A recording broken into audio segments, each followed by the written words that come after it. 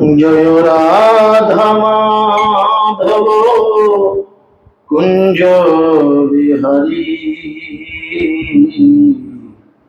গোপীজন বল্লভ গিরিবর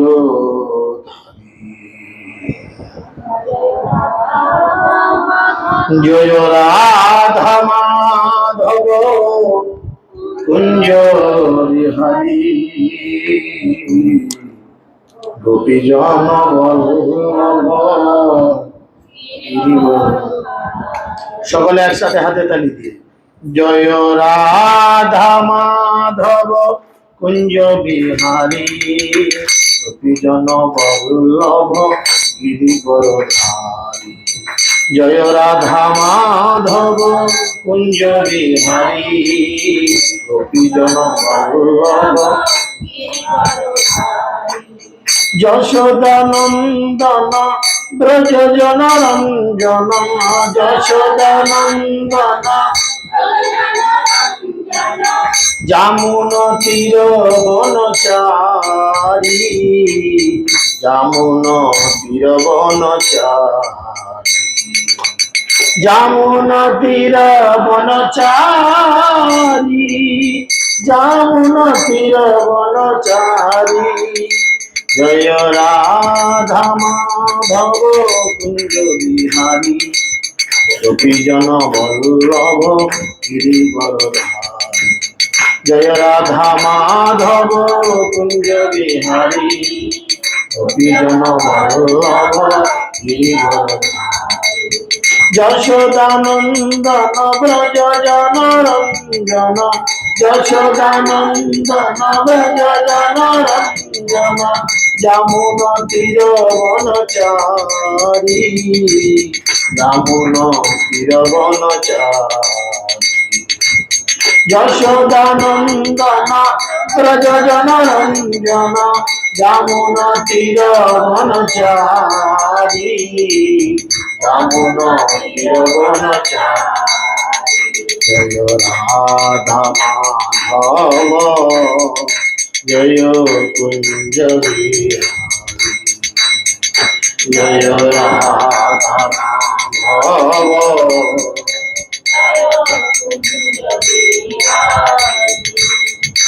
হরে কৃষ্ণ কৃষ্ণ কৃষ্ণ হরে হরে হরে রাম রাম রাম হরে হরে হরে কৃষ্ণ কৃষ্ণ কৃষ্ণ হরে হরে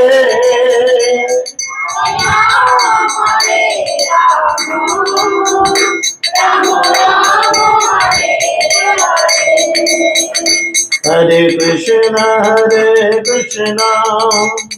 कृष्ण कृष्ण हरे हरे हरे राम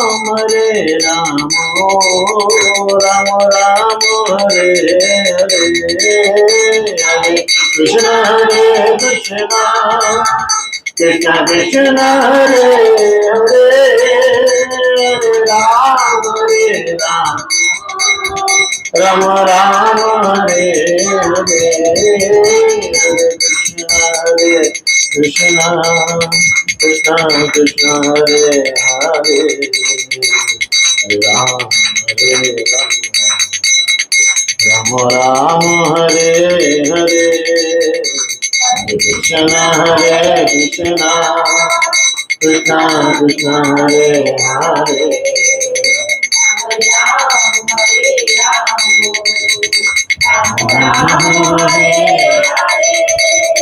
जय राधा माधव जय राधा माधव राधा माधव जय राधा माधव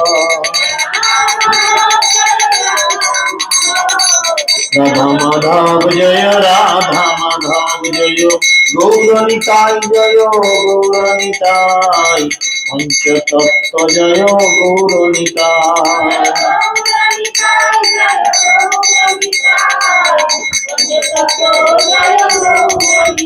जय जय प्रभुपाद प्रभुपाद प्रभुपाद प्रभुपाद जय जय प्रभुपाद प्रभुपाद जय जय गुरुदेव गुरुदेव गुरुदेव जय जय गुरुदेव गुरुदेव निताई गौर हरि बोल हरि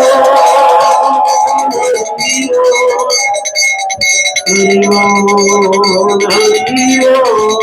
निताई गौर हरि बोल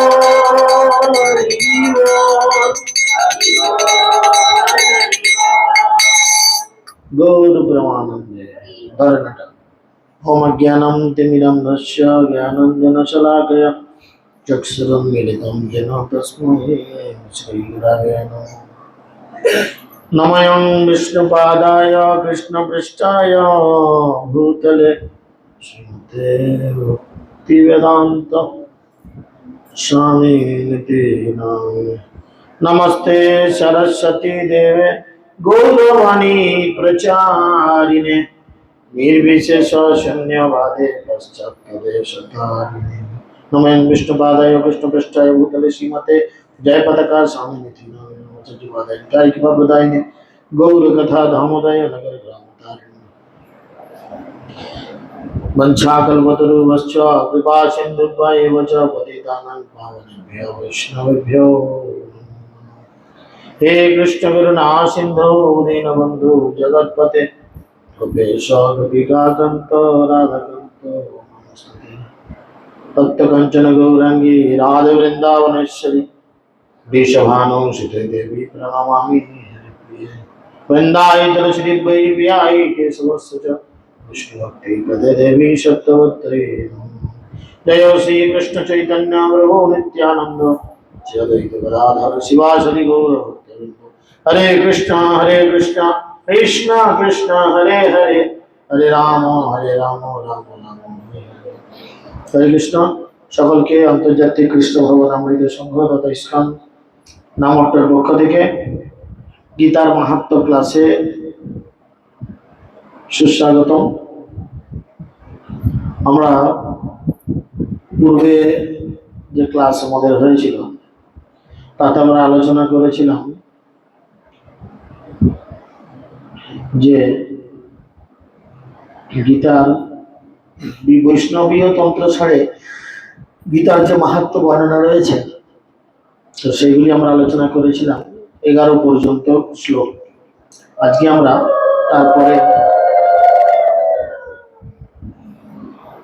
তারপরে শ্লোক আলোচনা করার চেষ্টা করব। আপনারা আমার সাথে জোরাত করে বলুন ওম নমো ভগবতে বাসুদেবায় ওম নমো ভগবতে বাসুদেবায় ओम नमो भगवते वासुदेवाय हरि ओम तत्सत् साधु गीतात्सवि स्नानं संसारमलनाशनं श्रद्धाहीनस्य तत्कार्यं हस्ति स्नानं বিধাই তত। এই গীতারূপ শরীরে স্নান করে সাধু ব্যক্তিরা সংসারের মল থেকে মুক্ত হন, কিন্তু শ্রদ্ধাহীন জনের সেই স্নান হস্তি স্নানের মতো বৃথা হয়। এটা বোধ আগের দিন হয়েছিল। 13 থেকে হবে গীতায়শ্চ ন জানতি পঠনত নৈব পাঠনম স এব মানুষ লোকে মেঘ কর্ম করো ভাবে। অর্থাৎ যে ব্যক্তি গীতার পঠন পাঠন কিছু জানে না সেই ব্যক্তি মানব সমাজে অনর্থক একজন কর্মচারী। যদি আপনারা গীতা সম্পর্কে কিছু না জানেন তাহলে এই জনজগতে আপনাদের কোনো কাজে নেই, শুধু আসা আর যাওয়া। অন্তত জানতে হবে গীতা কি। সবাই জানেন গীতা কি? গীতা হচ্ছে ভগবানের মুখনিসৃত বাণী, বা গীতা হচ্ছে ভগবানের গান, বা গীতা হচ্ছে আমাদের হিন্দুদের ধর্মগ্রন্থ। বুঝেছেন? এই গীতায় ভগবান শ্রীকৃষ্ণ অর্জুনকে দিব্য জ্ঞান দান করেন এবং অর্জুন সেই দিব্য জ্ঞান লাভ করে তিনি কি করেন না ভগবানের সন্তুষ্টি বিধানের জন্য তিনি তার শত্রুপক্ষকে হত্যা করতে মনস্থ করেন। তস্মাদ গীতাং ন জানতি নাধমস্ত পরোজন ধিক্তস্য মানুষং দেহং বিজ্ঞানং কুলশীতলতাম। অতএব গীতা তত্ত্ব যে জানে না, তার থেকে অধম ব্যক্তি আর এই জগতে কেউ নেই। তার কুল, শীল, বিজ্ঞান এবং মনুষ্য দেহ সে ধিক। গীতা যে জানে না, একদম গুলে মুখস্থ করার কথা বলছি না, অন্তত গীতাটা কি, গীতা ভগবান কোন পরিপ্রেক্ষিতে বলেছেন, বা গীতার কে কাকে উপদেশ দিয়েছেন, বা গীতায় কয়টি অধ্যায়, কয়টি শ্লোক, অন্তত এই প্রাইমারি জ্ঞানটুকু যদি আপনার না থাকে, তাহলে আপনার জন্মকে বলছে ধিক, মানুষ্য দেহ ধিক। গীতার্থং ন বিজানতি নাধমস্ত পরজন ধিক শরীরং শুভং শীলং বিভক্ত তৎগৃহশ্রমম। যে গীতার অর্থ জানে না, তার থেকে এই জগতে অধম ব্যক্তি আর কেউ নেই। তার সুন্দর দেহ, তার চরিত্র, তার বৈভব, তার গৃহাশ্রম সবকিছুকে ধিক্কার। গীতা শাস্ত্রং না জানতি নাধমস্ত পরোজন ধিক প্রারব্ধম প্রতিষ্ঠানাশ্চ পূজানাং দান মহাত্তনম। যে ব্যক্তি গীতা শাস্ত্র জানে না, তার অপেক্ষা অধম জন এই জগতে আর দ্বিতীয় কেউ নেই। তার প্রারব্ধ কর্মে ধিক, তার প্রতিষ্ঠায় ধিক, তার পূজা, দান, মাহাত্ম সবকিছুতেই ধিক। ধিক মনে হচ্ছে ধিক্কার। গীতা শাস্ত্রে মতির নাস্তি সর্বং তান্নি ফলং যজ্ঞ ধিকতস্য জ্ঞানোত্তরং ব্রতং নিষ্ঠাং তপোজস। গীতা শাস্ত্রে মতিহীন ব্যক্তির সমস্ত নিষ্ফল বলে কথিত হয়। তার জ্ঞানদাতাকে ধিক, এবং তার ব্রতে ধিক, তার নিষ্ঠা এবং তার তপস্যায় ধিক, এবং তার যশেও ধিক। গীতার্থং পঠনং নাস্তি নাদমস্ত পরজন গীতা গীতনং ন যজ জ্ঞানং তদ্দিত্বা সুরমত তন্মাঘং ধর্মরোহিতং বেদ বেদান্ত গর্হিতম। যে ব্যক্তি গীতার্থ আলোচনা করে না, তার চেয়ে অধম এই জগতে আর দ্বিতীয় কেউ নেই। যে জ্ঞান গীতায় গীত হয়নি, সেই জ্ঞান নিষ্ফল, সেই জ্ঞান ধর্মরহিত, সেই জ্ঞান বেদ বেদান্ত গর্হিত এবং অসুর সম্মত জ্ঞান বলেই জানবে। তস্মার্ধময়ী গীতা সর্বজ্ঞান প্রযোজিকা সর্বশাস্ত্র সারভূতা বিশুদ্ধা সবিশিষ্যতে। অতএব গীতাই হচ্ছে ধর্মময়ী, সর্ববিজ্ঞান প্রয়োজিকা এবং সর্বশাস্ত্র সারভূতা বিশুদ্ধা বলে সমস্ত বা সর্বত্র সর্বকালে সমাদৃতা। যোগোধিতে বিষ্ণু পার্বতে গীতাং শ্রীহরিবাসরে স্বপং জগ্রচরণতিষ্ঠং শত্রুহীন সহীয়তে। যে ব্যক্তি বিষ্ণু পর্বদিনে, বিশেষত শ্রীহরিবাসর তিথি বা একাদশীর দিনে গীতা অধ্যয়ন করেন, তিনি নিদ্রিত বা জাগ্রত অবস্থায়, ভ্রমণ বা অবস্থান কালে কখনোই শত্রু দ্বারা পরাভূত হন না। একাদশীর দিনে বেশি করে হরি কথা শ্রবণ, বেশি করে ভক্ত সঙ্গ, বেশি করে জপ ইত্যাদি করা উচিত। এখানে শাস্ত্রে বলছে যে কেউ যদি হরিবাসর তিথি বা একাদশী তিথিতে গীতা অধ্যয়ন করেন, বুঝেছেন, একাদশীর দিনে যদি আপনারা গীতা পড়েন, কতটা পড়েন বলেনি, গোটাটা বলেনি, ভয় নেই, একটা শ্লোক যদি পড়েন কি হবে, তিনি নিদ্রিত বা জাগ্রত অবস্থায়, মানে ঘুমিয়ে থেকে বা জেগে থেকে, গমন বা অবস্থানকালে, হাঁটতে হাঁটতে বা চুপচাপ বসে থাকতে থাকতে কখনোই সে তার শত্রু দ্বারা পরাভূত হবে না। আপনার যত বড় শত্রুই থাক, সে আপনাকে কোনো মতে হারাতে পারে না বা আপনাকে শেষ করতে পারে না। গীতা আপনাকে তার শিক্ষা, তার জ্ঞান, তার কৃপা দ্বারা প্রোটেকশন দেবে। শালগ্রাম শিলায়ং বা দেবগারে শিবালয়ে তীর্থনাদ্যং পঠেত গীতা সৌভাগ্যম লভতে ধ্রুবম। যিনি শালগ্রাম শিলার সামনে বা দেবাগারে বা শিবালয়ে বা তীর্থে বা নদী তটে গীতা পাঠ করেন, তিনি নিশ্চিত সৌভাগ্য লাভের অধিকারী। কোন কোন জায়গায় বলছেন? শালগ্রাম শিলার সামনে, শালগ্রাম শিলা সবাই জানে। আর কোথায় বলছে? দেবাগারে বা শিবালয়, অর্থাৎ দেবদেবীদের সামনে। শিবালয় মানে শিবের সামনে, মানে আপনি এই গীতার বাণী যদি দেবদেবীদের সামনে বা শিবজি বা শিব তার সামনে বা যে কোনো তীর্থে গিয়ে বা নদীর পাড়ে গিয়ে গীতাকে পাঠ করেন, তাহলে তিনি নিশ্চিত সৌভাগ্য লাভের অধিকারী হন। চিন্তা করেন, মনসা পুজো করতে যেতে হবে না থালা ফালা সাজিয়ে,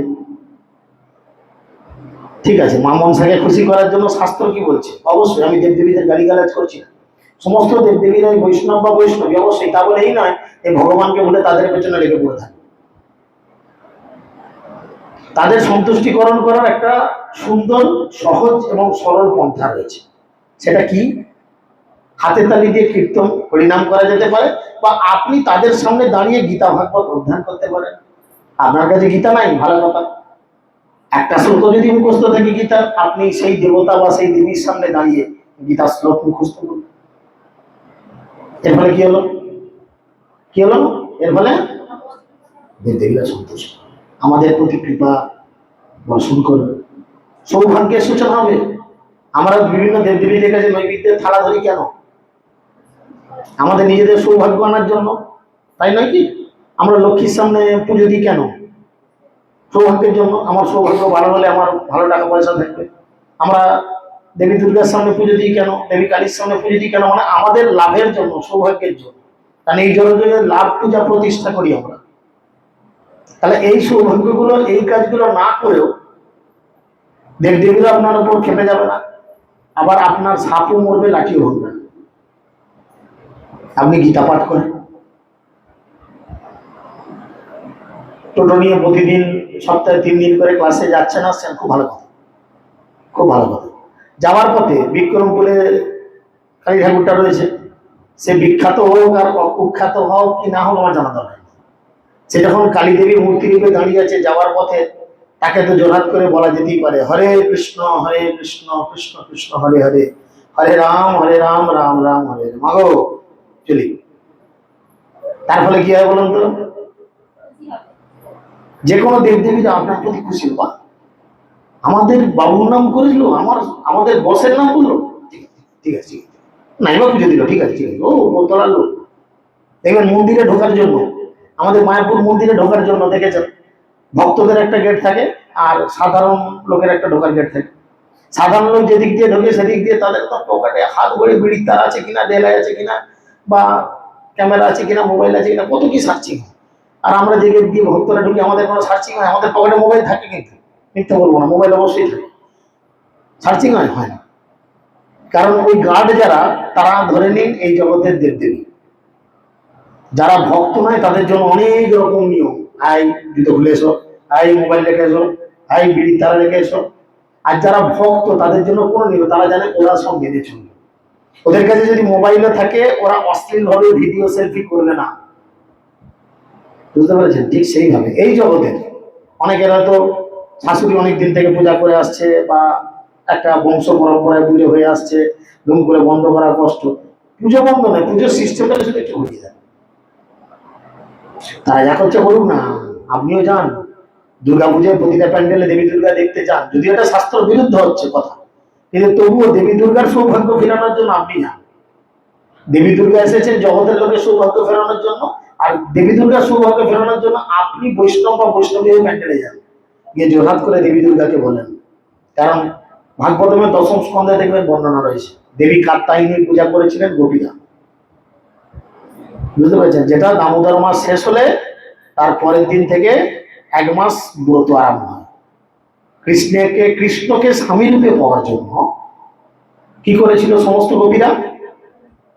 1 মাস ধরে কাত্যায়নী ব্রত করেছিলেন। তারা জঙ্গলে যেতেন, গিয়ে দেবী কাত্যায়নীর পূজা করতেন, বুঝতে পেরেছেন?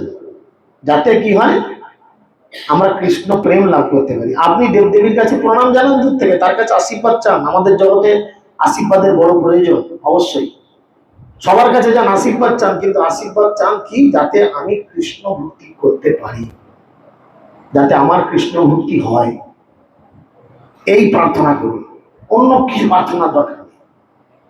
দেখবেন আমরা কোনো অনুষ্ঠান বাড়ি গেলে বা কোথাও গেলে, কারো অন্নপ্রাশন হলে বা কারো জন্মদিন হলে, বাড়ির লোকজন যদি ভক্ত নয় বলে প্রভুকে একটু আশীর্বাদ করি, আমরা ভক্তরা কি করি? আমাদের কি আশীর্বাদের সত্যি যোগ্যতা আছে? হ্যাঁ, আমরা নিজেই সোজা হয়ে দাঁড়াতে পারি, লোকে কি দাঁড়াবো? তাহলে আমরা কি করি? আমরা আমাদের জপের ব্যাগটা নিই, কারণ জপের ব্যাগের মধ্যে দিয়ে, জপের ব্যাগে জপের মালাকে দিয়েছি, গুরু মহারাজ দিয়েছেন। গুরু মহারাজ হচ্ছেন কৃষ্ণের নিজজন, বুঝতে পেরেছেন? তাহলে তিনি জপ করে দিয়েছেন, তার হাতে স্পর্শে জপের মালা, সেই জপের মালাটা নিয়ে তার মাথায় ঠেকিয়ে দিয়ে আমরা কি বলি? কৃষ্ণে মতিরস্তু। আশীর্বাদ করি না যে তুমি বড় ডাক্তার হও, ইঞ্জিনিয়ার হও, ব্যারিস্টার হও, হ্যাঁ তোমার এই হোক তাই হোক, ধ্যান হোক তেন হোক, না, কৃষ্ণে মতিরস্তু, তোমার মন যেন কৃষ্ণে থাকে। তো আমরাও এরকম প্রার্থনা করতে পারি, একটু স্টাইলটাকে ঘোরানো, সেই জন্যই বলছি গীতার পাঠ আমাদের এইভাবে করা উচিত। আর কি বলছেন? দেবকী নন্দন কৃষ্ণ গীতা পাঠেন তুষ্যতি যথা ন বৈদর্যেন যজ্ঞ তীর্থাবতোদিভি। দেবকী নন্দন ভগবান শ্রীকৃষ্ণ গীতা পাঠে যে প্রকার তুষ্ট হন, কেউ যদি গীতা পাঠ করেন, দেবকী নন্দন কৃষ্ণ তিনি যতটা সন্তুষ্ট হন, বেদ অধ্যয়ন, দান, যজ্ঞ, তীর্থ ভ্রমণ বা ব্রত ইত্যাদির দ্বারা তিনি ততটা সন্তুষ্ট হন। চিন্তা করে দেখেন। তাহলে আমরা যে ভক্তদের গীতা পড়ার জন্য বলি, সাপ্তাহিক নামটা বারবার বলি, তোমরা কিছু নাম একটা করে শ্লোক পড়ো গীতা, যে অন্তত লেখাপড়া জানে একটু করে পড়ুক, ঠিক আছে? যারা জানে না তারা শুনুক, শুনলেও লাভ, পড়লেও লাভ। এই যে চিন্তা করে দেখেন, এই বাড়িতে বসে আমরা ভাগবতের মাহাত্ম্য আলোচনা করেছি, আবার এই বাড়িতে বসে আমরা গীতার মাহাত্ম্য আলোচনা করেছি। এই বাড়িটাকে আর কোনোদিনের জন্য শুদ্ধিকরণ করার প্রয়োজন পড়বে না। এই বাড়ির প্রতিটা ইট, পাথর, গ্রিল, দরজা, প্রতিটা বস্তু শুদ্ধ হয়ে গেছে অলরেডি। কেন? এখানে ভগবানের গীতার মাহাত্ম্য রয়েছে, ভাগবতের মাহাত্ম্য রয়েছে। এছাড়া তো কত বৈষ্ণব এসছে গেছে, বাদ দাও, সে তো পরের কথা। এই দুটো মেন জিনিস হওয়ার ফলে কি হয়েছে? এই গৃহের প্রত্যেকটা বালির দানাগুলো পর্যন্ত পবিত্র হয়ে গেছে। এরপরে আর একটা বাকি রয়েছে নারায়ণ কবচ, আরেকদিন হবে যদি হোক। যাই হোক, গীতা ধীতা চেনাপি ভক্তি ভাবেন চেতসা বেদ শাস্ত্র পুরাণানি তেন ধীতানি সর্বস্ব। যিনি ভক্তি ভাবিত চিত্তে গীতা অধ্যয়ন করেন, বেদ পুরাণাদি সমস্ত শাস্ত্রই সর্বতভাবে তার অধ্যয়ন করা হয়ে যায়। অর্থাৎ যিনি গীতাকে পড়েন বা জানেন, বেদ পুরাণ যা রয়েছে এগুলো অলরেডি তার পড়া হয়ে যায়। কেন? গীতার মধ্যে সেই জ্ঞান ঘন রয়েছে।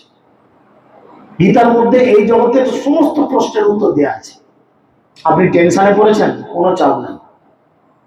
খুব টেনশনে পড়েছেন, গীতাকে নিয়ে এসে এইভাবে জড়ো করুন, প্রণাম করুন, ওম নমো ভগবতে বাসুদেবায় বলুন, যেটা ইচ্ছা খুলে দিন, শুধু বইটা খুলে দিন।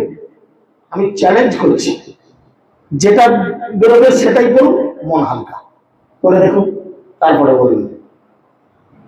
যেটা বেরোবে, যেটা বেরোবে, বলছি না যে এই অধ্যায় বার কর, যেটা বেরোবে সেটাই পড়ুন, সেটা দিয়ে আপনার মনকে হালকা হবে, এমন এক গ্রন্থ। আর কি বলছেন? জগস্থানে সিদ্ধপীঠে শিলাগ্রে সভে সূচ যজ্ঞ চ বিষ্ণু ভদ্রে পঠন সিদ্ধিং পরালভেদ। জগস্থানে সিদ্ধপীঠে শালগ্রামে সম্মুখে সজ্জন সভায় যজ্ঞে, বিশেষত বৈষ্ণবের কাছে গীতা পাঠ করলে পরম সিদ্ধি লাভ হয়। বুঝতে পেরেছেন? কেন কেন লাভ হয়? আমি বাউন্ড ঠাকুরের কাছে পুজো গীতা বলি, লাভ হবে না? বৈষ্ণবের কাছে কেন লাভ হবে? কৃষ্ণ বৈষ্ণবের সম্পত্তি। যে বৈষ্ণব যদি গীতা পাঠ করে আনন্দ পান বা শ্রবণ করে আনন্দ পান, তিনি ইচ্ছা করলে কিন্তু তার পকেটে হয়তো কৃষ্ণ রাখা আছে, বার করে বলবে এনে কৃষ্ণকে দিলাম। বুঝতে পেরেছেন? তো সেই জন্য বলছে পরম সিদ্ধি লাভ হবে, গীতা পাঠ করলে তার কাছে পরম সিদ্ধি লাভ হবে। গীতা পাঠশ্চ শ্রবণং যৎ করতি দিনে দিনে কর্তব্য বাজি মেধায়ত কৃতস্তেন সদক্ষিণা। যিনি প্রত্যহ গীতা পাঠ এবং শ্রবণ করেন, তার সদক্ষিণা অশ্বমেধাদি যজ্ঞের ফল স্বাভাবিকভাবেই লাভ হয়ে যায়। একটা অশ্বমেধ যজ্ঞ করতে 108টা ঘোড়া, 108 কলসি মধু, 108 কলসি গঙ্গা জল, 108 কিলো চন্দন কাঠ, ওরে বাবু চিন্তা করেন। 108 জন শুদ্ধ ব্রাহ্মণ প্রয়োজন পড়ে, 108 কেজি সোনা, 108 কেজি রূপা, পারবো জোগাড় করতে? পারা যাবে? বলেন। কিচ্ছু করতে হবে না, আপনি 108 কেজি নয়, 1 কিলো চন্দন কাঠ জোগাড় করেন, এতেই মোটামুটি এখন মাথা খারাপ হয়ে যাবে। এইটুকু চন্দন কাঠ 500 টাকা দাম, তাই না? তার মানে কি, যিনি গীতা অধ্যয়ন করেন, যিনি গীতা অধ্যয়ন করেন, তাহলে আপনারা এখানে সকলে গীতা পড়েছেন? সবারই গীতা পড়ে গেছে তো? একবার করে হলো হয়ে যেত? চিন্তা করেন, আপনারা অলরেডি এই যজ্ঞ করে চলে এসেছেন। এখানে শাস্ত্রে বলছে যে যিনি প্রত্যহ গীতা পাঠ করেন এবং শ্রবণ করেন তার সদক্ষিণা, দক্ষিণা ছাড়া নয়, মানে ব্রাহ্মণকে দক্ষিণা না দিলে কোনো যজ্ঞ কমপ্লিট হয় না। 1 টাকা হলেও দক্ষিণা দিতে হয়।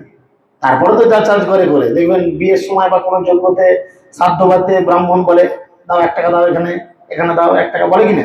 তার মানে কি, দক্ষিণা ছাড়া কাজ হয় না। বুঝতে পেরেছেন? যখন দশরথ মারা গেছেন, যখন দশরথ মারা গেছেন, তো দশরথের পিণ্ডদান করার জন্য গয়াতে ভগবান রামচন্দ্র সীতা দেবী গেছেন। আর আপনারা অনেকেই হয়তো গয়া গেছেন। গয়াতে কি হয় না, গয়াতে ব্রাহ্মণ দিয়ে পিণ্ডদান হয়। পিণ্ডদানের সময় দেখবেন ওই ফল্গু নদী থেকে জল আনলেও নদীতে 1 টাকা দিয়ে আসতে হবে।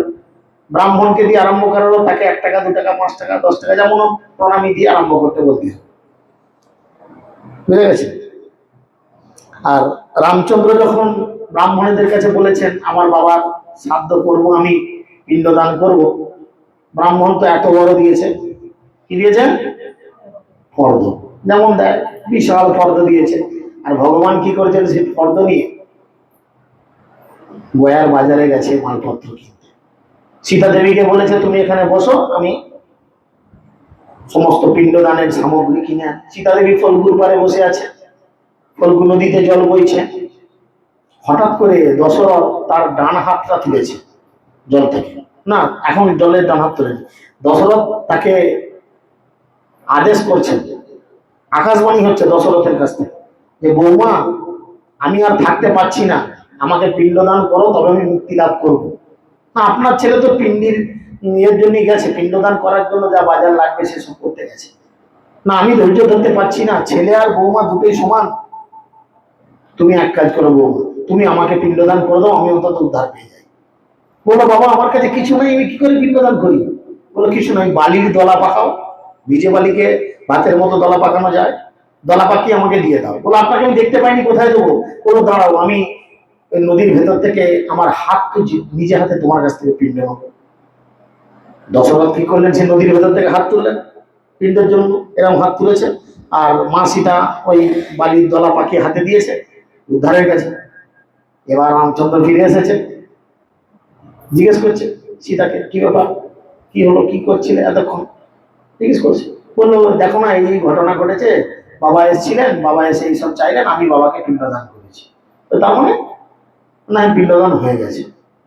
বললো কে কে কে দেখেছে? বললো কেন, সবাই তো ছিল, সবাই দেখেছে। যেমন, তো সবাই ছিল। নদী, বলে হ্যাঁ নদী থেকেই তো হাত উঠেছিল।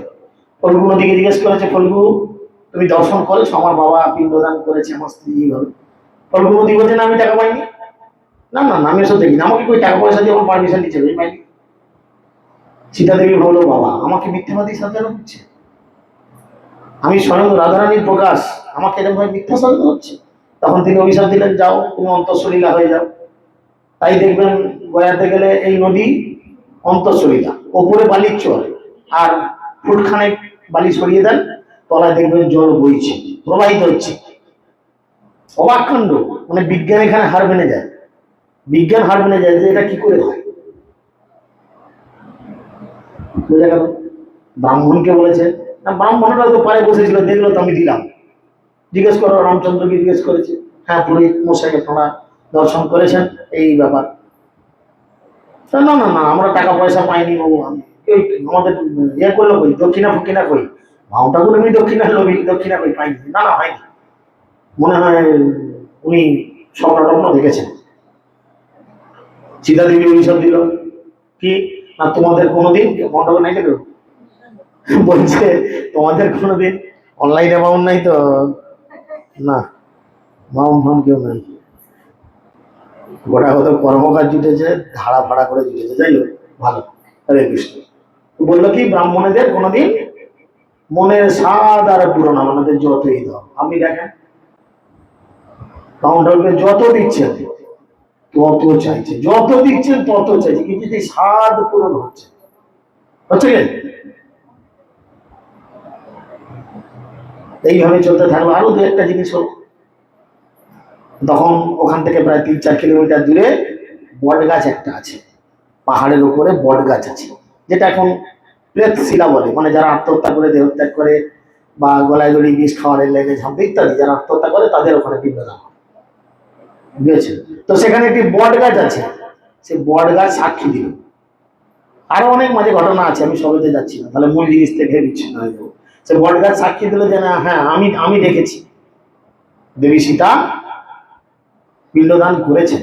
তখন সীতা দেবী বট গাছকে আশীর্বাদ করলেন যে এই জগতে যতদিন থাকবে তুমি ততদিন থাকবে, আর শুধু তাই নয়, তুমি অক্ষয় বট নামে পরিচিত হবে এবং মানুষ তোমার কাছে এসে যা চাইবে, ধর্ম অর্থ মোক্ষ কাম, এই চতুর্বর্গের যে কোনো একটি বা চারটি তুমি মানুষকে দিতে সক্ষম হবে। তাই ওই স্থানে গিয়ে মানুষ কি করে, বট গাছকে 3বার না 4বার পাক খায়, সুতো দিয়ে বেঁধে দেয়, দিয়ে যার যেটা মনের ইচ্ছা চায়। টাকার পাল্লাটা একটু ভারী, লোকে টাকাই চাইবে, কে আর মোক্ষ চাইবে, কে আর ধর্ম চাইবে, ঠিক আছে?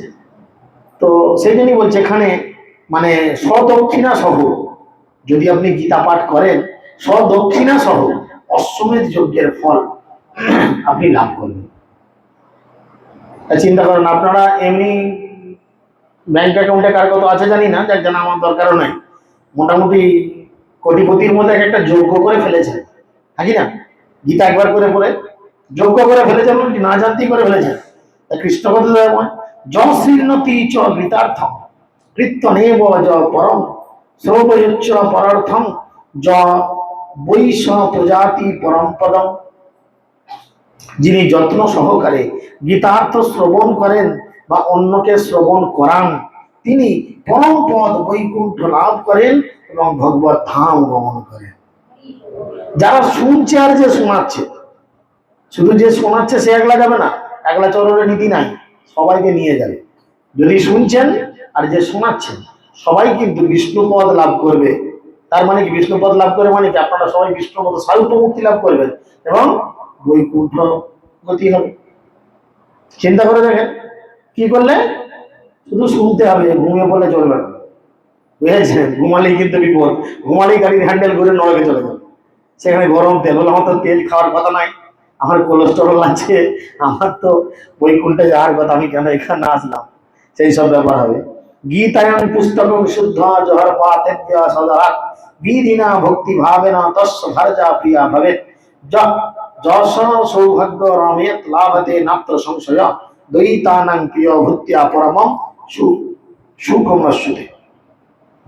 যে ব্যক্তি সাধারণ ভক্তি ভাবে বিধিপূর্বক গীতা পুস্তক অন্য কাউকে অর্পণ করেন, তার ভার্যা প্রিয়া হয়, তার বউ খুব সুন্দর হয়। ছেলেগুলোকে ভাবতে হবে, ছেলেগুলো আজকে নাই আর কি হবে। যাক, অনলাইনে আছে, ওরা তো শুনছে।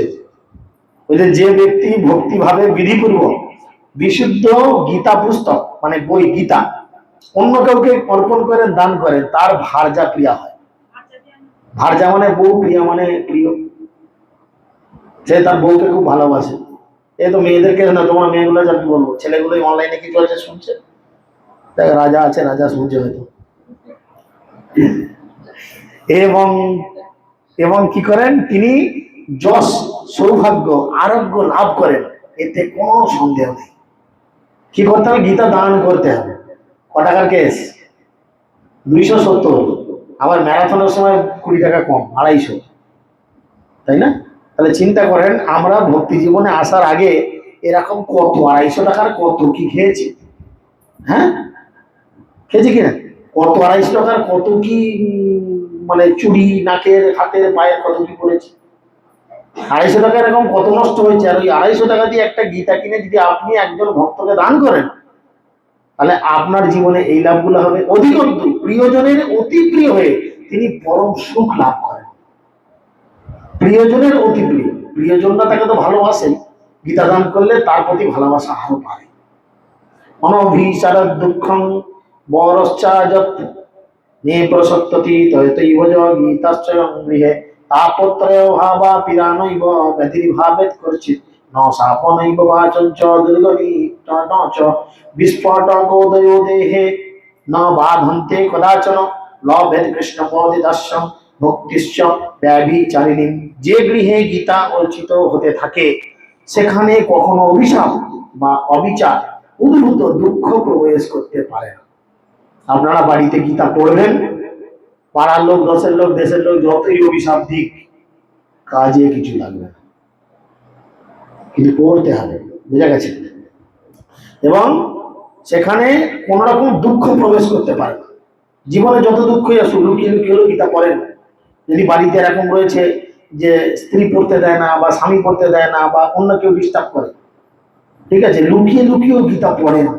দেখুন ধীরে ধীরে ধীরে ধীরে বাড়ির কন্ডিশন চেঞ্জ হয়ে যাবে। কখনো সেখানে ত্রিতাপ ক্লেশ, সাপ, পাপ, দুর্গতি বা নরক ভয় থাকে না। যে বাড়িতে গীতা পাঠ হয়, সে বাড়ির যিনি পাঠ করেন বা যিনি শ্রবণ করেন, তাদের কোনোদিনই নরক গতি হয়। আর কারুর মন যদি থাকে এলতলা বেলতলা, থাকে কিছু করার নাই। এই যে আমাদের রয়েছেন বয়স্ক মাতাজি, হয়তো চেয়ে রয়েছে কিন্তু মন রয়েছে মাছের টক চাপা দিয়ে খেলে না কি জানি, তাহলে কিন্তু হবে না। মানে মনটাও দিতে হবে, গীতার মধ্যে মনটাকেও দিয়ে দিতে হবে। আরে কোথায় নেমে পারলেন, তো সুযোগ শুনতে পারলেও আপনি বৃন্দাবন যাবেন। একবার একবার জাস্ট চিন্তা করে দেখুন, ভক্তদের কেন আমাদের এতটা শ্রদ্ধা, সম্মান, আদর যত্ন করা উচিত। আপনার পেটের ছেলে আপনার জন্য এত কিছু করেন, যেটা ভক্তরা আপনার জন্য করছে। আপনি যদি বৈকুণ্ঠে যান, আপনি যদি গোলক বৃন্দাবন যান, তার জন্য এখানে গীতার পড়ার ব্যবস্থা করা হলো, গীতার মাহাত্ম করার ব্যবস্থা করা হলো।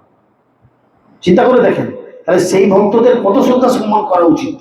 অথচ ছেলেরা কি করেছে, বুড়ো বুড়িকে আলাদা করে বস করে দিয়েছিল, যা বুড়ি আলাদা খেয়ে গেল, আমরা বউ ছেলে নিয়ে থাকি, ওখানে গেলে শুধু আলু পোস্ত ভাত ডাল, আমরা এখানে মাছের টক, মাছের ঝাঁক খাবো।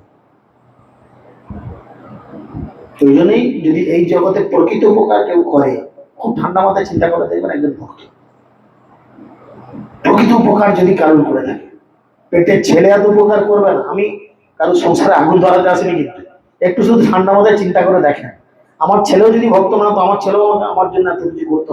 আমি তো বললে মুখে আগুন দিতে নিয়ে যেত, এইটুকুই। কিন্তু সে আমাকে এই নরক থেকে উদ্ধার করতে পারতো, যেটা ভক্তরা আমাকে উদ্ধার করে দিচ্ছে। এখানে অনেকেই রয়েছে কত কষ্ট, কত যন্ত্রণার মধ্যে দিয়ে ভক্তি জীবন করে।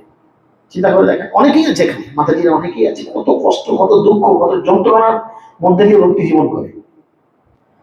কিন্তু এই গীতা শাস্ত্র অধ্যয়ন করার ফলে কি করবে, আর অপেক্ষা শুধু কটা বছরের। কেন, ক বছর পর কোথায় যাবে? আবার নতুন বিয়ে করবে নাকি? কোথায় যাবে ক বছর পর? ভগবত ধাম, গোলক বৃন্দাবন।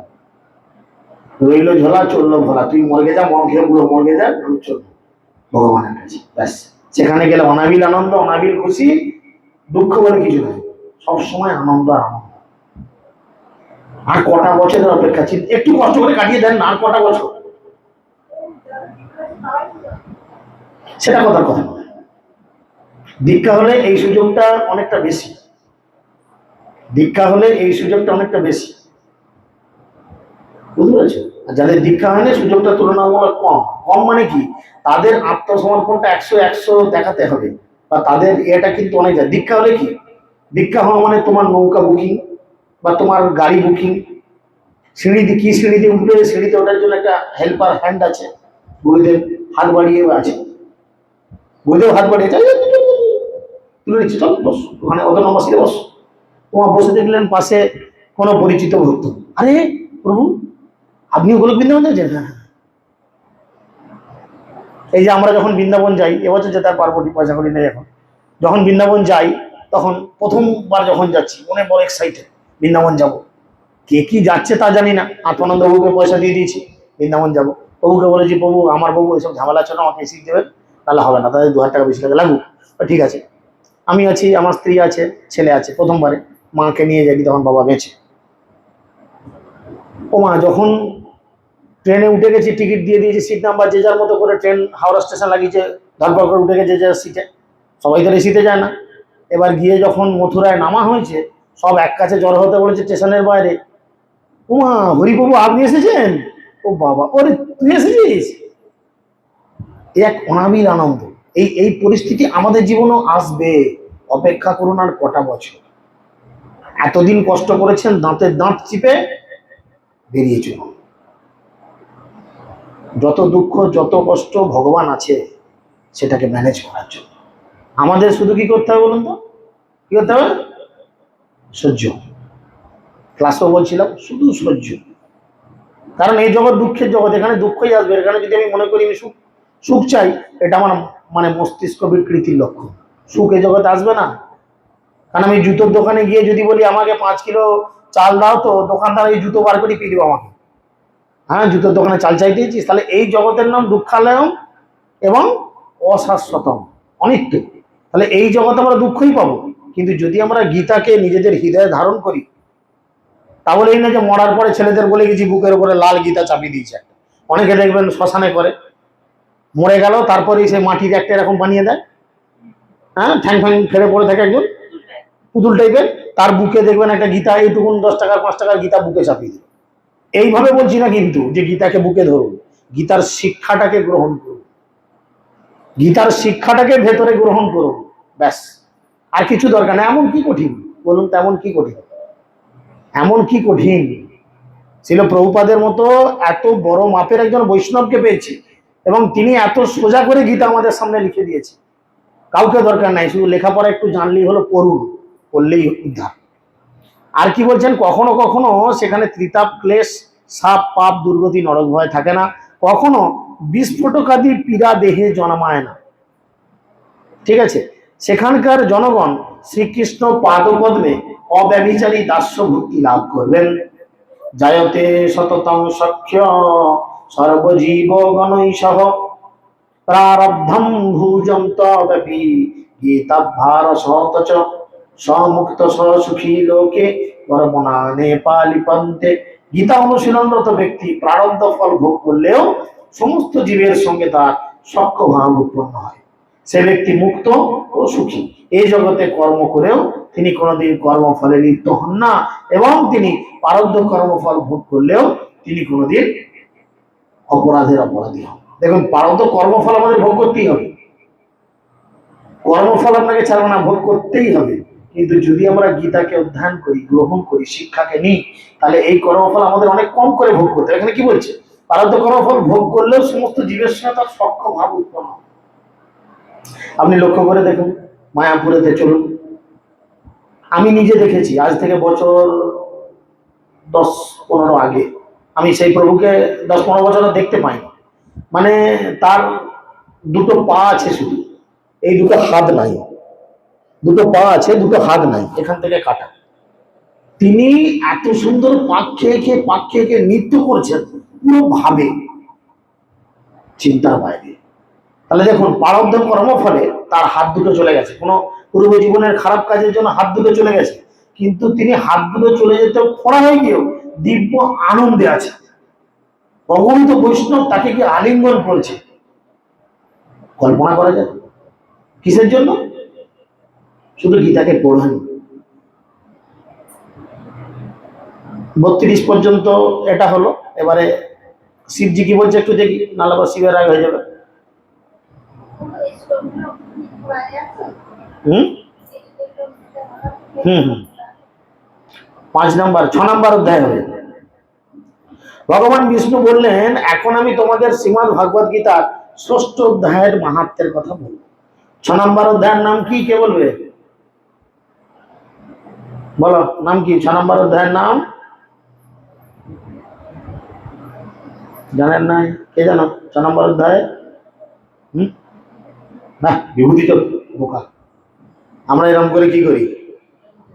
হ্যাঁ, ধ্যান যোগ, তাই না?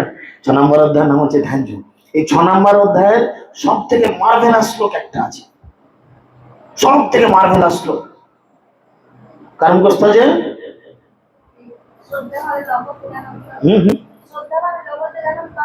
না না, ওর থেকে মার্ভেলাস আছে একখানা, একদম ফাটাফাটি শ্লোক, শুনলে একদম হৃদয়ে বিগলিত হয়ে যাবে। 36 জমাং পশ্যতি সর্বত্র সর্বং চ ময়ি পশ্যতি তস্য হনং প্রণশন্তি সচ মেনা প্রণশ্যতি। একদম সুন্দর করে ভগবান বলছে, আমিও তার দৃষ্টির অগোচর হই না, সেও আমার অগোচর হয় না। কার? ভগবানের না, কার কার মানে ভগবানও কার দৃষ্টির অগোচর হয় না, বা কে ভগবান?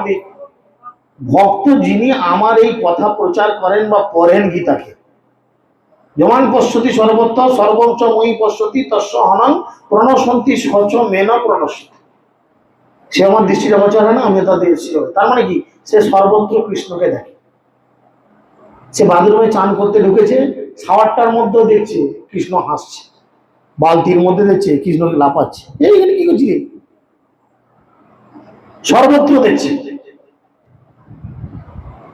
বুঝতে পেরেছেন?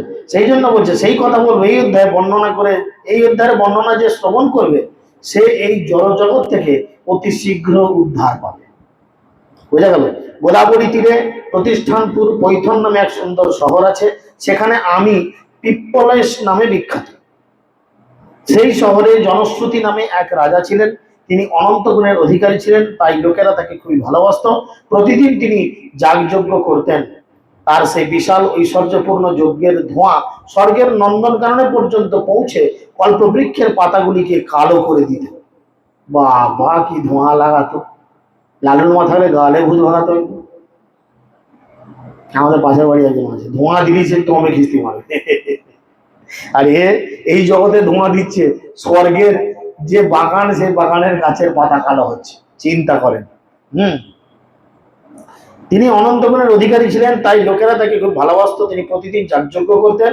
তার সেই বিশাল ঐশ্বর্যপূর্ণ যজ্ঞের ধোঁয়া স্বর্গের নন্দনকাননে পৌঁছে কল্পবৃক্ষের পাতাগুলিকে কালো করে দিত, এবং গাছগুলি যেন রাজা জনশ্রুতিতে শ্রদ্ধা নিবেদন করতে হাজির হতো।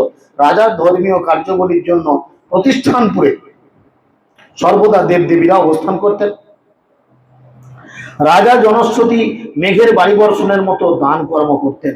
তার বিশুদ্ধ ধর্মকর্মের জন্য সর্বদা সঠিক সময়ে বর্ষণ হতো। শস্য ক্ষেত্রে সর্বদা ফসলে পরিপূর্ণ থাকত। শস্য হানি ইত্যাদি দুর্বিপাক ছিল না। জনগণের মঙ্গলের জন্য তিনি নিয়মিত কূপ এবং পুষ্করিণী খনন করতেন। রাজা যাগযজ্ঞ করা হতো কেন? না বিভিন্ন দেবদেবীদের বা ভগবানের সন্তুষ্টি বিধানের জন্য। বুঝা গেল? দেখবেন বৃষ্টি হয়নি অনেক জায়গায়, বলে যজ্ঞ হচ্ছে, আর ব্যাঙের বিয়ে দিচ্ছে, এই দিচ্ছে, তাই দিচ্ছে। ফলে আগেকালকার দিনে গুলো হতো, এই রাজা এত সুন্দর যজ্ঞ করতেন, তার দেশে কোথাও এই আমাদের মধ্যে হতো না। আরামবাগে বৃষ্টি হচ্ছে, কানপুরে বৃষ্টি নাই, চিন্তা করতে এরকম হতো না। বৃষ্টিও সব জায়গায় হবে সুন্দর করে একদম। তিনি খুব পুষ্করিণী খনন করতেন। দেবদেবীগণ জনশ্রুতির ওপর অতীব সন্তুষ্ট হয়ে হংসরূপ ধারণ করে বা হংসরূপ ধরে তাকে আশীর্বাদ করত এবং তার প্রসাদে গেলেন। পরপর পরপর সারিবদ্ধ হয়ে পরস্পর কথাবার্তা বলতে বলতে তার আকাশে উঠছিলেন। ভদ্রস্থ নামে হংসটি অন্য 2-3টি হংসের সঙ্গে আগে আগে যাচ্ছিলেন। তখন রাজহংসরা ভদ্রশ্বকে ডেকে বললেন, ভাই ভদ্রস্ব, কেন তুমি আগে আগে উড়ে যাচ্ছ? তুমি ক্ষমতাবান রাজা, তিনি যে ইচ্ছা করলে তিনি তার শত্রুদের পুড়িয়ে মারতে পারেন। অন্য হংসদের কথা শুনে ভদ্রস্ব হেসে বললেন, হে ভাই সব, এই জনশ্রুতি রাজা কি রৌক্য মুনির মতো শক্তিশালী? রাজহংসের কথা শুনে রাজা তৎক্ষণাৎ তার উচ্চ প্রসাদের শীর্ষ থেকে নেমে এসে সিংহাসনে বসলেন। তারপর তিনি তার রথের সারথি বহুতকে ডেকে পাঠিয়ে সেই মহামণি রৌরককে খুঁজে বের করতে নির্দেশ দিলেন। রাজার নির্দেশ পেয়ে মহু খুব আনন্দের সঙ্গে রৌরককে খুঁজতে তৎক্ষণাৎ বেরিয়ে পড়ল। প্রথমে সে সকল প্রাণীর মঙ্গলকারী প্রভু বিশ্বনাথের বাসস্থান কাশীপুরীতে গেল। তারপর গেল গয়াধামে, সেখানে সকল প্রাণীর জন্ম মৃত্যুর বন্ধন মুক্তিতে সক্ষম কমলাক্ষ ভগবান গদাধর বাস করেন। কাশীতে কে থাকে? বারাণসী কে থাকে? বিশ্বনাথ। শিবলাই হিন্দু, লোকে ভাবে শিব, শিব থাকে, অবশ্যই থাকে, কিন্তু বিশ্বনাথ হচ্ছেন কে? বিশ্বের নাথ কে? মালিক কে? নাথ মানে হচ্ছে মালিক, এই জগতের মালিক কে? এই কথাটা কিন্তু অনেকেই জানে না। লক্ষ্য করে দেখবেন, বেনারস যাচ্ছি, কাশী যাচ্ছি, মানে তারা ভাবে শিবের কাছে যাচ্ছে। অবশ্যই ওখানে শিব আছেন, কিন্তু বিশ্বনাথ শিব নন। বুঝেছেন? ভগবান কৃষ্ণ বিশ্বনাথ, সমস্ত বিশ্বের নাথকে ভগবান। তা সেই জন্য কি হলো না, অর্ধচন্দ্রাকৃতি মথুরা নগরী ভক্তি প্রদায়িনী মনোরমা যমুনা নদীর তীরে অবস্থিত। এতদ অঞ্চলে সদস্য গোবর্ধনগিরি এক বৃহদাকার রত্নখচিত রাজমুকুটের মতো মথুরা মন্ডলের ঔজ্জ্বল্য মহিমা দান করছে। পবিত্র বৃক্ষলতা গুল্মের দ্বারা স্থানটি পরিপূরিত ছিল। মথুরার চতুষ্পার্শ্বে 12টি অপূর্ব অরণ্যে ভগবান কৃষ্ণ তার মধুর লীলা বিলাস করেছিলেন। মথুরা ত্যাগের পর মহ পশ্চিম দিক থেকে উত্তর দিকে ভ্রমণ করলেন। একদিন সে কাশ্মীর নামক এক শহরে পদার্পণ করে সেখানে এক অতি বিশাল দীপ্তিময় শ্বেত অঞ্চল দেখতে পেলেন। সেখানে অবিরাম পুত যোগাগ্নি প্রজ্বলিত হওয়ার মুখ পর্যন্ত সকলের লোকেরই দেবদেবীর মতো সুন্দর দেখাচ্ছিল। স্থানটিকে শহরের উপর ঝুলে থাকা এবং মেঘপুঞ্জের ন্যায় দেখাচ্ছিল। মণিকেশ্বর নামে পরিচিত ভগবান শিবের বাস এখানে। কাশ্মীর যুদ্ধে অনেক রাজাকে পরাভূত করে এখানে প্রত্যাবর্তন করেন এবং ভগবান শিবের উপাসনাময় নিমগ্ন হন।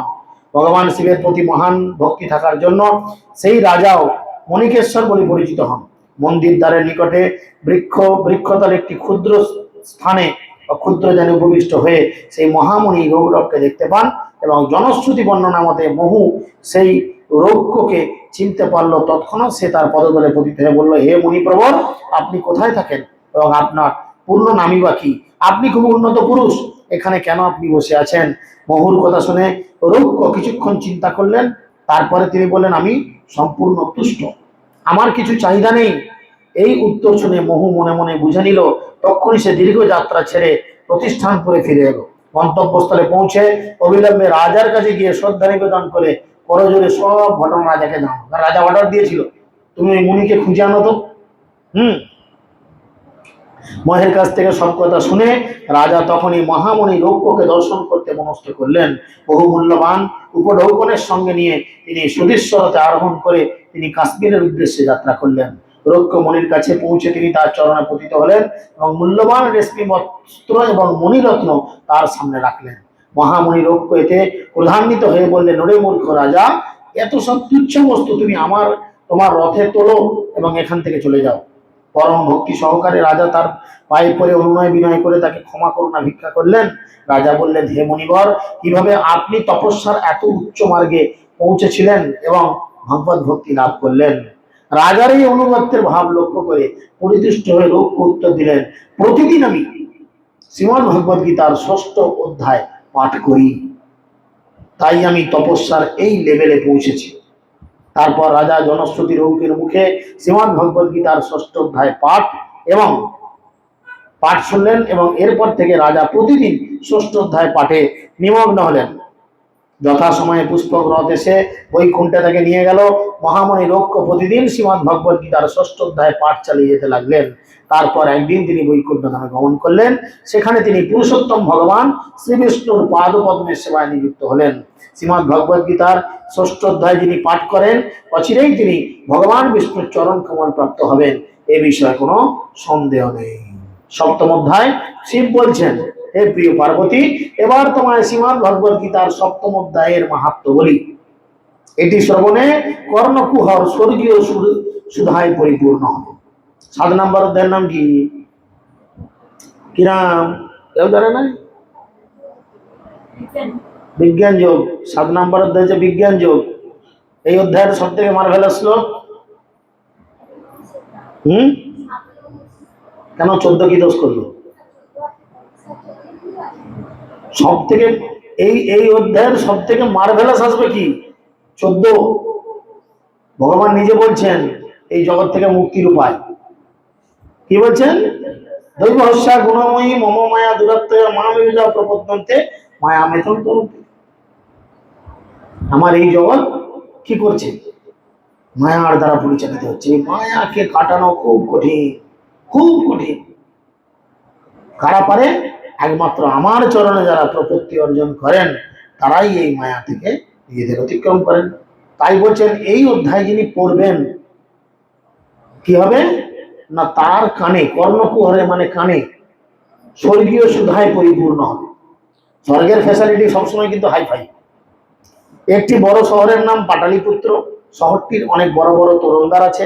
এই শহরে শঙ্কুকর্ণ নামে এক ব্রাহ্মণ বাস করত। সে ছিল একজন ব্যবসায়ী। ব্যবসা করে সে প্রচুর অর্থ সঞ্চয় করেছিল। তার পূর্বপুরুষদের জন্য কখনো সে কোনরূপে ধর্মীয় ক্রিয়াকলাপ বা শাস্ত্রীয় আচার অনুষ্ঠান উদযাপন করেননি। সে এত ধনী হয়েছিল যে রাজা মহারাজা পর্যন্ত তার গৃহে ভোজন করতে যেত। শঙ্ককর্ণ একজন অন্যতম সেরা কৃপণ লোক। সে তার সঞ্চিত অর্থ মাটিতে পুঁতে রেখেছিল। একদা চতুর্বার বিবাহ কার্য সম্পাদনের জন্য সে তার পুত্রকন্যা ও আত্মীয় পরিজনদের সহযাত্রা করলো।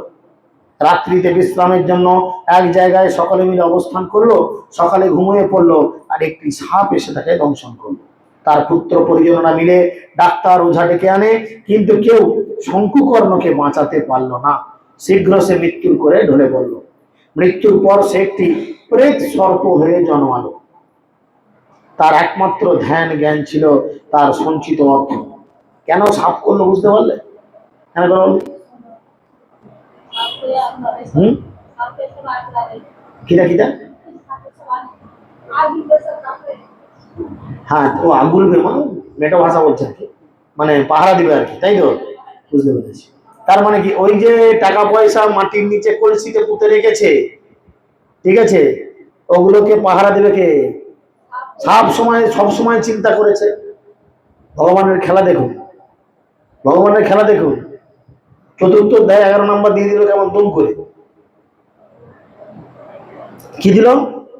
যে যথামান প্রবুদ্ধন্তে তাংস্তৈব ভজাম্য, বলে যেমন খাবি তেমন তেমন আমি তোকে দেবো। তাহলে তার চিন্তা ভাবনা ছিল ওই হাঁড়ির মধ্যে টাকা পয়সা সোনা দানা মোহ মাটির নিচে রেখে এসছে। সে যাচ্ছে একটা কাজে, সবসময় চিন্তা করি। ভগবান কি করলো, টুক করে একটা সাপকে পাঠিয়ে তাকে মেরে দিল, দিয়ে তাকে প্রেস সাপ করে দিল। কেন না, যাক পাড়া দিকে যা। তাই চিন্তা করেন, আমরাও যদি বিষয়ের চিন্তা করি সব সময়, ভগবান কিন্তু যে কোনো মুহূর্তে পরীক্ষা নেবে।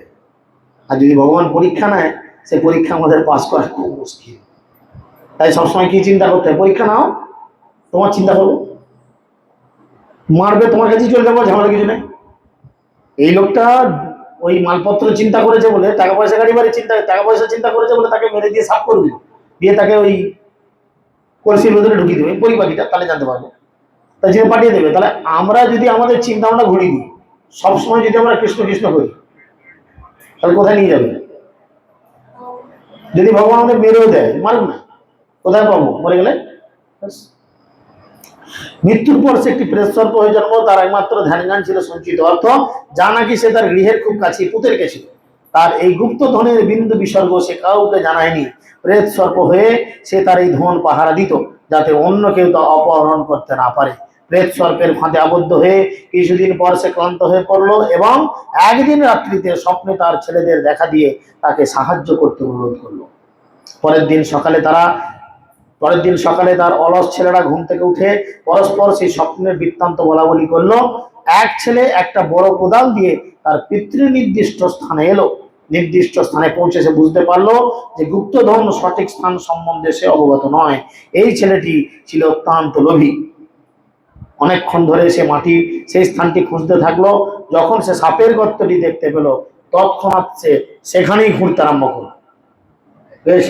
অল্পকাল পরেই বিরাট সেই ভয়ঙ্কর সর্প গর্ত থেকে বেরিয়ে এসে বলল, হে মূর্খ, কে তুমি? কেন এখানে এসেছো? কে তোমায় পাঠিয়েছে? এখানটা তুমি মাটি খুঁড়ছো কেন? আমার প্রশ্নগুলির উত্তর তুমি শীঘ্র দাও। পুত্রটি বলল, আমি তোমার ছেলে, আমার নাম শিব। গত রাত্রে আমি স্বপ্ন দেখেছি এখানেই গুপ্তধন পোতা আছে, তাই আমি সেগুলো নিতে এসেছি। ছেলে শিবের কথা শুনে প্রেত সর্পটি হাসতে লাগলো। সে বলল, তুমি যদি আমার ছেলে হতে, বা তুমি যদি আমার ছেলে, তবে কেন এই নরকুণ্ড থেকে আমাকে উদ্ধার করতে এতদিনে কোনো প্রয়োজনীয় শাস্ত্রীয় আচার অনুষ্ঠান করনি? ছেলেকে বলে কি, পুত নামক নরক থেকে উদ্ধার করবে বলে। তুমি আমার ছেলে বলছো, তাহলে আমাকে কেন এতদিন এই নরকুণ্ড থেকে উদ্ধার করলে? আমি কেন প্রেত জনিতে এই প্রেত সর্প হয়ে রয়েছি?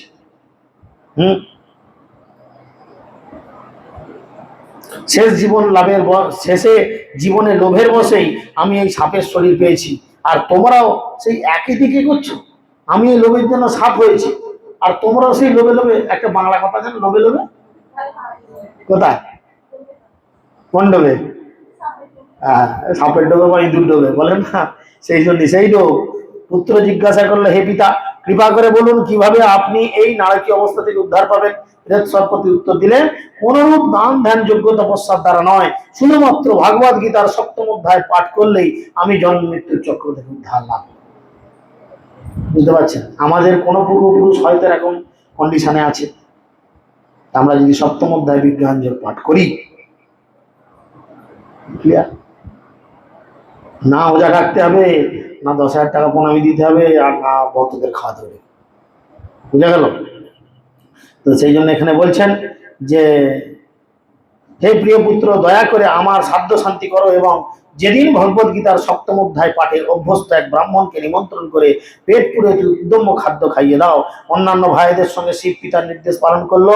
সেই ব্রাহ্মণটি যখন শ্রীমদ্ ভগবত গীতার 7ম অধ্যায় পাঠ করতে থাকলেন, শঙ্কুকর্ণ তখন প্রেত সর্পের সেই ভয়ঙ্কর দেহ ত্যাগ করে এক দিব্য চতুর্ভুজ মূর্তি ধারণ করলো এবং তার পুত্রদের আশীর্বাদ করে গুপ্তধনের স্থানটির কথা বলে বৈকুণ্ঠের পথে চলে গেল। সে জানে আর এই জগতের পয়সার আমার দরকার নাই, তুই থাক এই নাড়া মাথা লোকটাকে নিয়ে। কে নাড়া মাথা লোকটা? গান্ধী, গান্ধী নোটে আছে না, গান্ধী। থাক ওই নাড়া মাথা লোকটাকে নিয়ে, আমার আর দরকার নেই বলে বৈকুণ্ঠে চলে গেল। তার পুত্রদের মন এবং কৃষ্ণ সেবায় নিমগ্ন।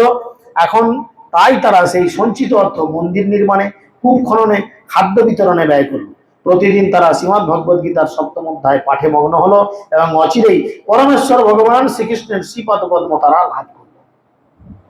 বুঝতে পারছেন? তাহলে ওই টাকা পয়সা যা পেল, মন্দির করতে দিল, কূপ খনন করলো, বা ভগবানের কথা প্রচারে লাগালো। আমি বলছি না যে প্রচারে লাগান, আমি একটু অন্য পদ্ধতি বলেছিলাম, যা হবে নিয়ে এসে শুধু দিয়ে দিয়ে, আজকেও ক্লাসে বলছিলাম, শুধু দিয়ে দিয়ে প্রসেসটা পাল্টান, আর এই জঙ্গল থেকে মুক্ত হয়ে গোলক বৃন্দাবন চলে যান। অনেক জীবন কষ্ট পেয়েছে। শিব বললেন, প্রিয় পার্বতী, ভগবত গীতার 7ম অধ্যায়ের অপূর্ব মাহাত্ম্যের কথা আমি তোমাকে বললাম। যে ব্যক্তি বর্ণনা শুনবে, যে ব্যক্তি বর্ণনা করবে, তার সমস্ত পাপপূর্ণ প্রতিক্রিয়া থেকে সে মুক্ত হয়ে ভগবত ধামে গমন করবে।